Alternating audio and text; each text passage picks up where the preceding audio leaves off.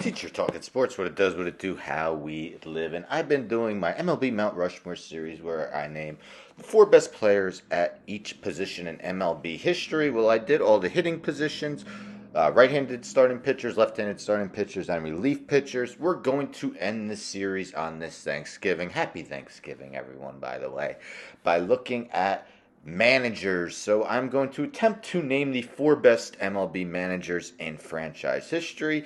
As a subjective list, let me know in the comments who you would include at the end of the video. Of course, it's not easy comparing managers from different eras.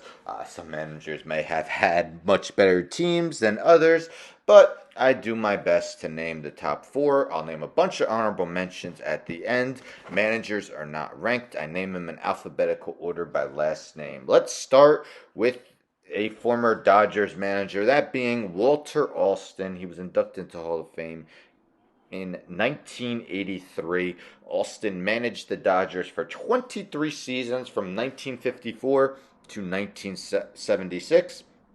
Altogether had a 2,040 and 1,613 record.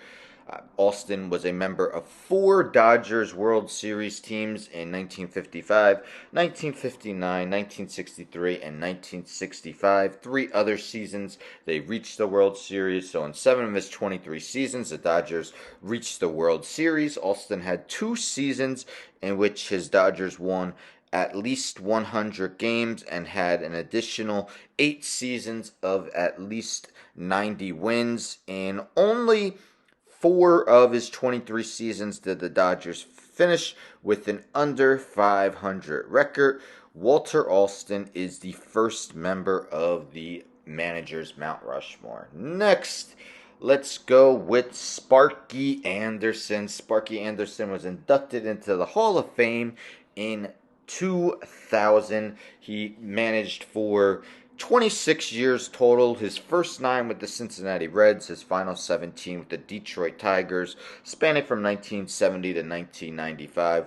Altogether with both teams, he went 2,194 and 1,834. 545 winning percentage, won 3 World Series, 2 with the Reds back-to-back in 1975 and 1976, 1 with the Detroit Tigers in 1984, his first and third seasons with the Reds in 1970 and 1972. He helped guide the Reds to the World Series where they lost. He had 4 seasons of at least 100 wins and an additional 6 of 90 plus in his career. He was twice named the Manager of the Year.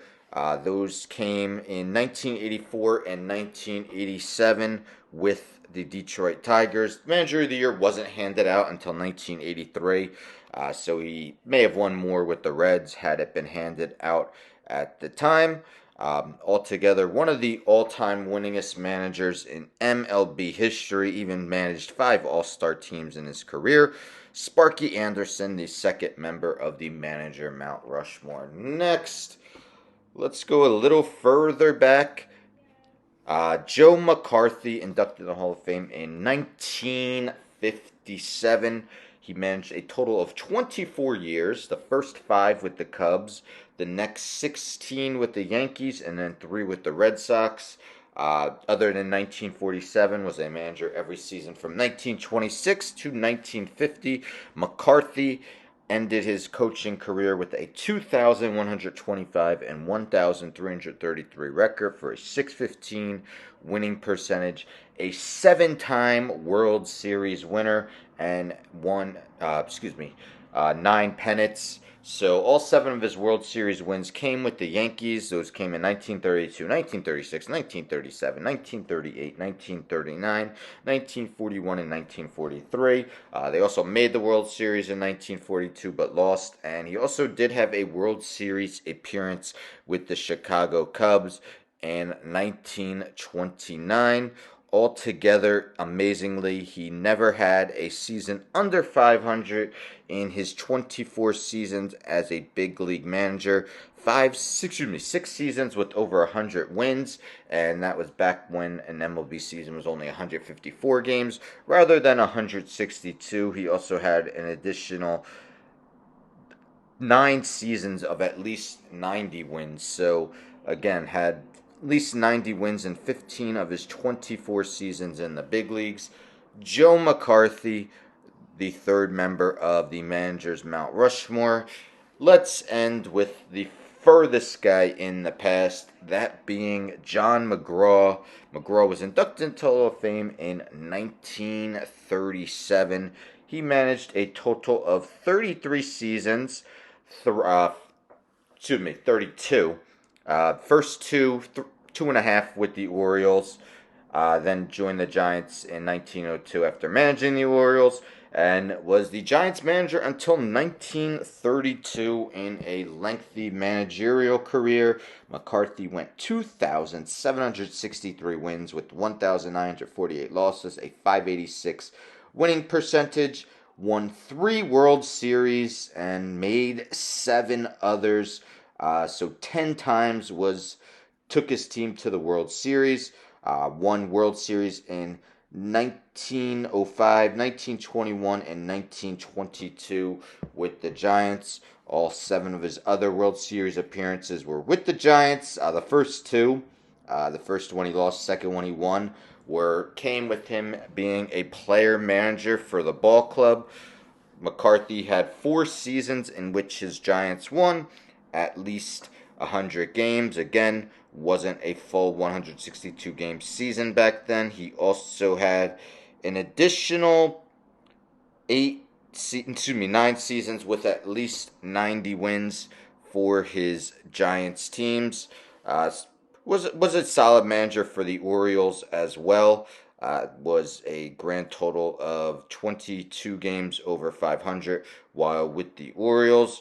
John McGraw is the 4th member of the manager's Mount Rushmore. So again, in alphabetical order, we got Walter Alston, Sparky Anderson, Joe McCarthy, and John McGraw.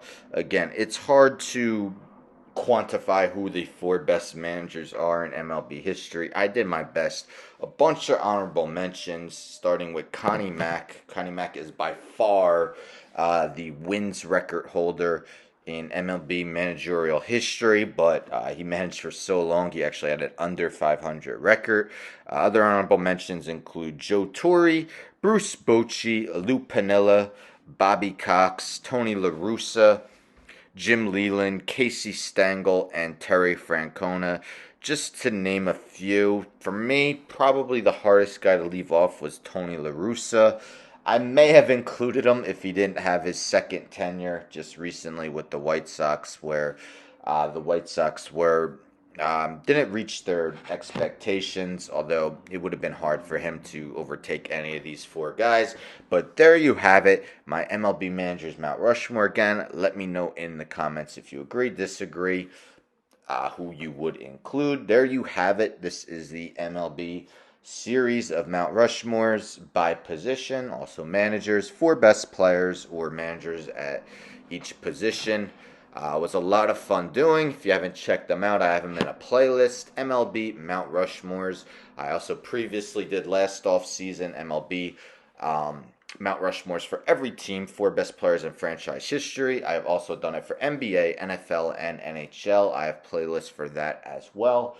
When the NFL is in their off season, I may do Mount Rushmores by position for that too. Although that'll be challenging. Like, how do you, like, quarterbacks in different eras? It's really hard to, just so much different rules that it's hard to say who's better when they're from completely different eras. But still a lot of things going on with the channel. So definitely hit that subscribe. Tell a friend to tell a friend to tell a friend to subscribe. Like the video, share the video, hit the bell for notifications. I'm out.